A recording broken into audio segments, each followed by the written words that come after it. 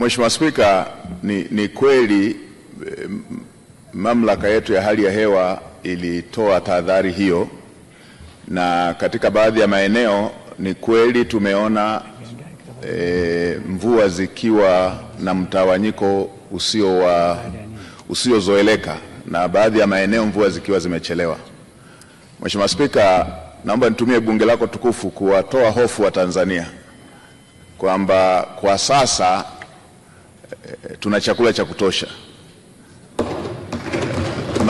Mahitaji ya chakula cha akiba kwa nchi ni takriban tani 1,500,000 na sasa nchi ina zaidi ya tani 400,000 za akiba.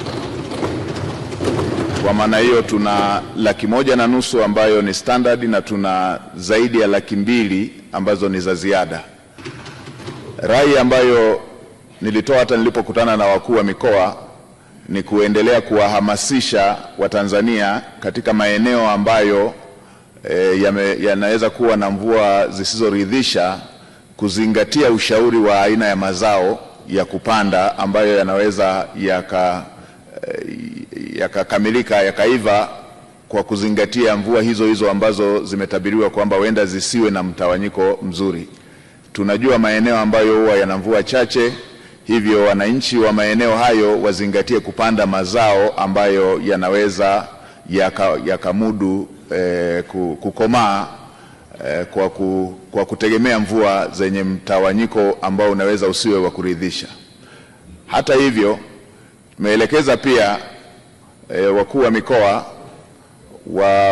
watoe elimu kwa wananchi wetu kuendelea kuwa na matumizi mazuri ya chakula kilichopo na kile kitakachovunwa, kwa sababu kwa tahadhari hiyo tuliopewa huenda kwenye siku za usoni ndiko tukaanza kupata matatizo ya upungufu wa chakula. Kadhalika tumetoa rai kwa wananchi